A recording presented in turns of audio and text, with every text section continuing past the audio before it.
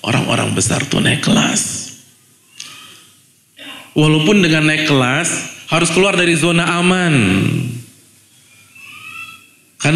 Tapi itu kenikmatan, tantangan bagi orang-orang besar itu adalah kenikmatan. Begitu dia stuck, dia mikir apa lagi nih? Benar nggak sih hadirin?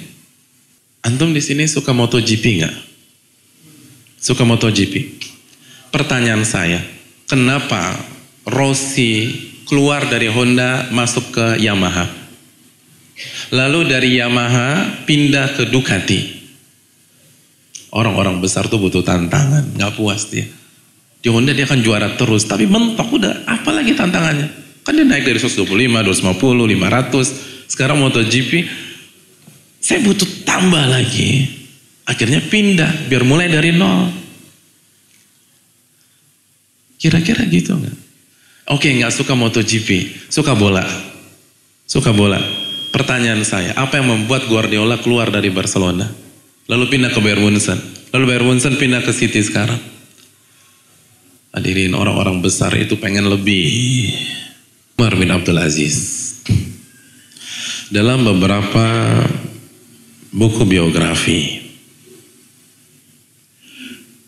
sebelum beliau naik sebagai khalifah,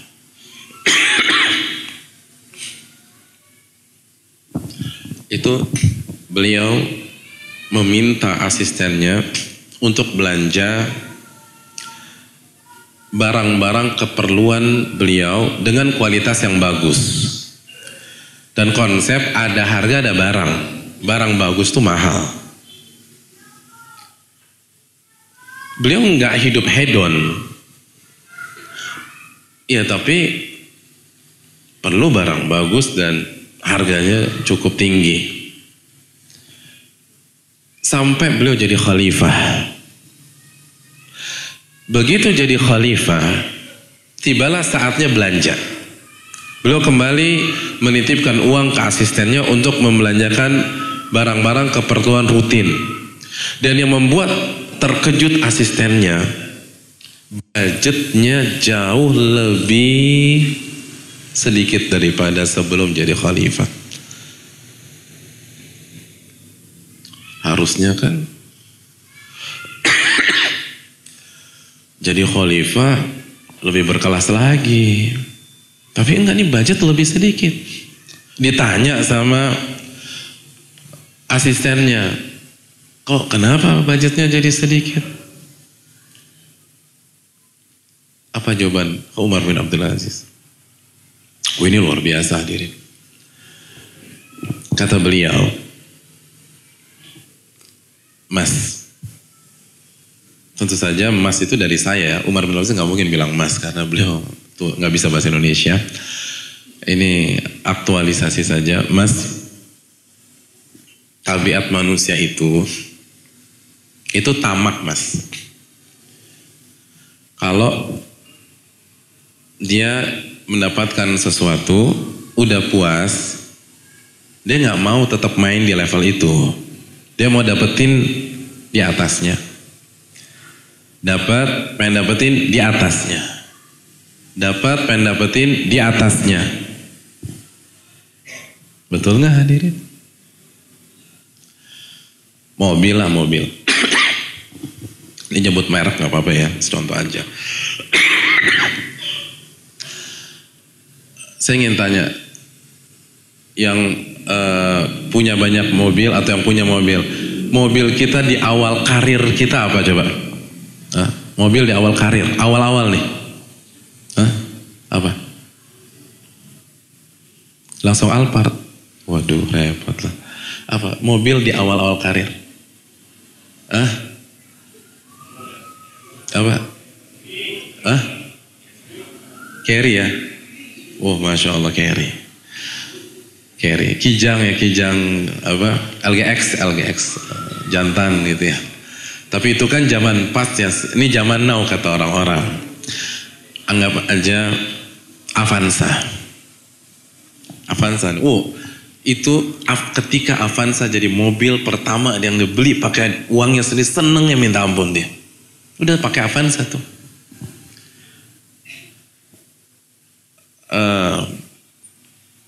penghasilannya tambah bagus, rezekinya tambah banyak, maka dia bosan dengan Avanza. Dia mau ganti. Kira-kira ganti apa? Agya? Nggak mungkin. Dia ganti Rush. Ganti Rush dulu. Oh, senang banget dapat Rush. Bawa terus kemana-mana. Mereka orang paling kaya se-Bandung deh bawa Rush tuh, senang banget dia. Udah puas tuh dan income-nya tambah besar, maka dia akan naik lagi. Innova. Apalagi kalau dia Toyota Mandit gitu ya, dia Innova. Oh, senang Innova. Apalagi Innova baru sekarang. Puas Innova, berhenti di Innova? Enggak. Naik Fortuner. Oh, senang Fortuner. Puas? Enggak, naik lagi. Kalau dia pengen pindah ke sedan, dia naik Camry. Kalau dia pengen SUV yang lebih kecil, pakai Harrier mungkin dia. Udah puas tuh, naik lagi, baru naik Alphard misalnya. Alphard, kalau udah puas sama Alphard, oh saya butuh yang touring nih. Butuh yang 4 wheel, Land Cruiser. Kira-kira gitu nggak hadirin? Ibu-ibu udah mulai bete dengerin mobil. Oke ibu-ibu, tas nih. Awal-awal karir pengen beli tas. Kira-kira beli apa? Ekspor, Alpine. Ngalamin gak sih zaman ekspor sama Alpine? Lalu ini resleting kita dipalak sama kakak kelas kita dulu. Kalau saya dulu begitu. Ibu-ibu beli doa misalnya. Iya bu ya. Habis doa dapat duit lagi beli LC. Bukan LV, LC, Longchamp. Habis beli Longchamp naik lagi baru beli Hermes misalnya. Kan begitu ya. Jam tangan, bapak-bapak kan suka pakai jam tangan. Beli misalnya Swiss Army, G-Shock, lalu naik lagi, sekarang yang lagiin misalnya Richard Mille gitu kan, gitu ya bapak-bapak. Begitu juga dengan saya, kata Umar bin Abdul Aziz. Sekarang saya adalah khalifah. Sekarang saya ada khalifah. Jadi saya begitu tuh, begitu ini pengen ini. Nah sekarang saya jadi khalifah. Yang namanya khalifah punya semua. Mau apa punya deh. Nah jiwa saya kan tamak. Apalagi nih, next tuh apalagi? Ini udah mentok. Apa kenikmatan yang belum saya dapat? Kata Umar bin Abdul Aziz, ternyata jawabannya surga. Itu yang belum saya dapat. Yang lain udah, kekuasaan udah, wanita udah. Dan nikah dengan istrinya luar biasa. Bukan hanya cantik fisik, cantik batin. Istrinya ketika Umar bin Abdul Aziz naik jadi khalifah, itu memberikan semua hartanya ke Baitul Mal. Semuanya. Padahal itu harta pribadi sang istri. Anak-anak udah ada, fasilitas ada. Apalagi nih, sorga yang belum. Sorga di atas. Kalau begitu saya mau itu. Saya nggak puas.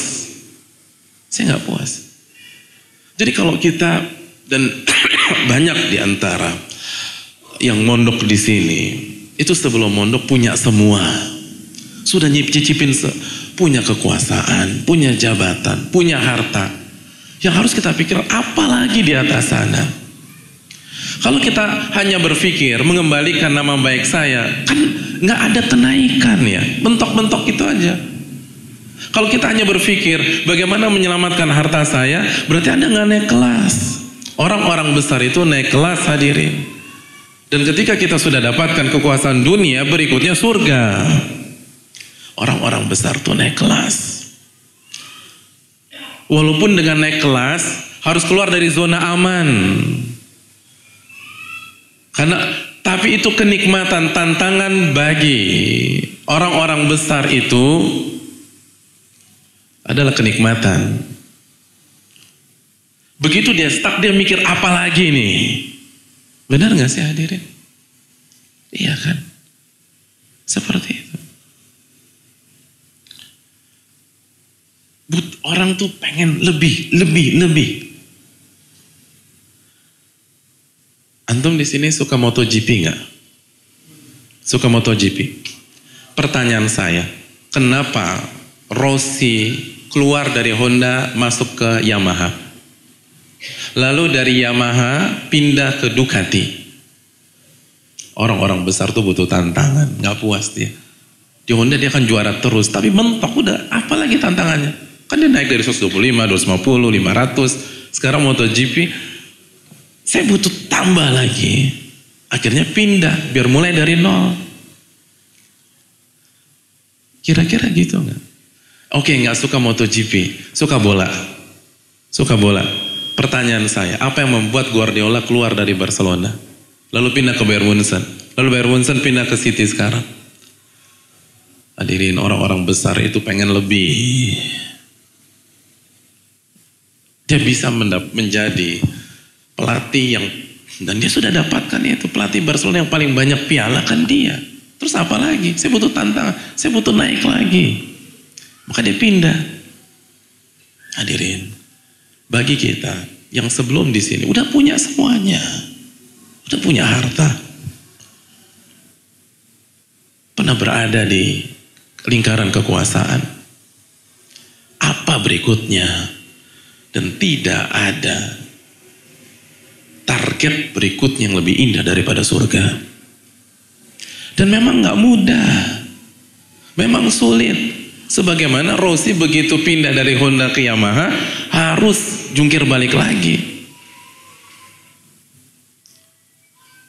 Tapi orang-orang besar demikian. Dan ini tantangan bagi kita. Itu pola pikir Umar bin Abdul Aziz.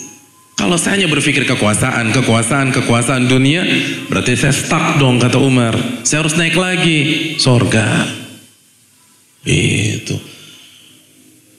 Nah, untuk masuk sorga gimana? Gak mau mubadzir, makanya budget saya turunin. Berusaha hidup zuhud. Ingat, hidup zuhud bukan jadi orang miskin, tapi proporsional, sesuai dengan kebutuhan.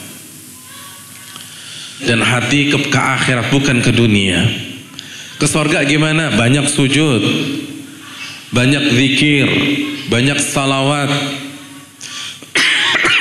Ke sorga gimana? Jadi suami yang baik, jadi ayah yang baik. Mungkin sekali lagi dulu kita hanya menjadikan keluarga prioritas keempat, kelima, keenam. Sekarang prioritas pertama nih. Ku anfusakum ahlikum nara. Jagalah diri kalian dan keluarga kalian dari siksa api neraka. Dapat surga gimana? Jadi orang yang berakhlak mulia. Dapetin surga gimana? Sabar terhadap musibah dan ridho kepada takdir. Dapetin surga gimana? Maafin tuh. Maafin. Orang yang mungkin zalimin kita, udah lupain. Memang ngebalas tuh hak. Faman ya'tada 'alaikum fa'tadu bimithli ma a'tada 'alaikum. Barang siapa yang zalimi Anda boleh balas dengan cara yang setimpal. Tapi kita masih ingat ucapan Abu Nuaim, salah satu ulama Syafi'iyah. Beliau mengatakan, kalau Anda kalau Anda punya dendam, itu hak Anda. Tapi Anda nggak pernah menikmati hidup dan tidak akan pernah bisa tidur nyenyak. Kenapa Anda nggak berpikir untuk memaafkan? Dan Anda mulai lembaran baru. Dan kalaupun ada yang bisa disalahkan, salahkan diri kita. Karena mungkin ini karena kelalaian dan dosa-dosa kita kepada Allah Subhanahu wa Ta'ala. Hadirin, kalau kita maksiat, yang kita maksiati kan Rabbul Alamin. Rabbul Alamin. Dan dia akan balas dari, nggak langsung lah. Ya terlalu besar lah Rabbul Alamin kalau mau ngebalas turun tangan langsung. Dia pakai makhluk-makhluknya. Sebagaimana kalau kita mungkin punya masalah sama orang besar di sebuah wilayah, lalu ketika lari pagi digebukin, bukan dia ngebukin kan. Anak-anak buahnya yang ngebukin. Nah begitu juga dengan Rabbul, apalagi Rabbul Alamin, apalagi Allah Al-Azim. Kalau kita punya salah sama Allah, Allah nggak nyerang langsung dari pihak lain, dari musuh kita, dari kompetitor kita, dari lawan kita, dari gerbong yang berbeda dengan kita. Oleh karena itu hadirin yang dirahmati oleh Allah, ini kesempatan masuk surga. Apalagi bagi kita yang sudah pernah mendapatkan semuanya, maka next harus surga. Kalau next masih bicara kekuasaan atau jabatan atau harta, berarti kita nggak move on nih hadirin. Kita jalan di tempat. Dan ingat, orang yang orientasinya akhirat, dia akan dapatkan dunia juga. Nggak akan mati kelaparan. Nabi SAW bersabda, dan saya tutup dengan sabda ini, man kanatid dunya hammah farraqallahu syamlah. Barang siapa yang dunia menjadi orientasinya, dunia yang menjadi ambisinya, farraqallahu syamlah, Allah akan rusak tuh urusannya. Allah akan buat urusannya cerai-berai. Kita udah merasa ini udah bener, tiba-tiba ada manuver dari pihak lain, berantakan. Ternyata ada yang jebak kita. Kita dijadikan kambing hitam. Ada yang merangkap kita. Wa ja'ala al-faqra baina 'ainaihi. Lalu Allah akan hantui kita dengan kemiskinan. Kita jadi parno hadirin. Khawatir kehilangan semuanya. Padahal enggak juga. Khawatir hancur karir kita. Padahal enggak. Itu tadi presiden dari sini. Walam ta'ti minad dunya illa ma kutibalah. Dan dunia enggak akan datang kecuali yang ditakdirkan. Jadi orang yang ambisinya dunia, kalaupun dapat dunia, ya sesuai takdir Allah aja. Enggak nambah 1 rupiah. Nggak nambah tuh, mentoknya di situ aja. Tapi barang siapa yang akhirat adalah ambisinya, jama'allahu syamlah, urusannya dibuat mudah sama Allah, diberkahi sama Allah, urusan dunianya dan urusan akhiratnya. Jadi bukan mati kelaparan, dilempengkan. Wa ja'alal ghina fi qalbi, dan Allah kasih kekayaan di dalam hatinya. Kaya itu tentang rasa, bukan tentang angka. Kalau kita orientasi akhirat, plong aja. Dan yang terakhir, dunia akan datang kepada dia dalam kondisi dunia itu hina. Kepake, tetap kepake di dunia. Itu kepake. Hadirin yang saya ceritakan, jadi ustazah sekarang dan dihormati, itu sebelum masuk penjara. Ini ibu-ibu ini nggak dianggap sama sekali, nggak dianggap. Tapi ketika dia jadikan penjara sebagai momentum dia belajar, begitu keluar dipakai orang. Banyak orang minta dia ngajarin Al-Quranul Karim. Dan mana yang lebih baik daripada pengajar Al-Quran dan yang mempelajari Al-Quran? Khairukum man ta'allama al-Qur'ana wa 'allama. Sebaik-baik kalian yang mempelajari Al-Quran dan yang mengajarkannya. Ini yang bisa disampaikan pada kesempatan kali ini. Semoga bermanfaat.